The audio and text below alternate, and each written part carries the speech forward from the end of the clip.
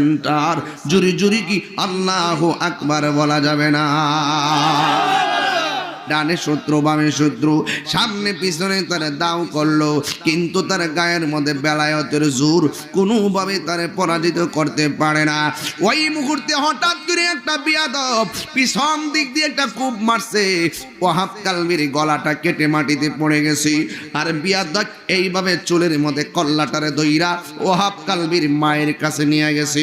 আপনারা জবান খুলে বলুন, আপনারা জবান খুলে বলুন, আপনারা জবান খুলে বলুন, যদি আমার মা আমার এই গলা কাটা লাশটা দেখে আমার মা কি সহ্য করবে?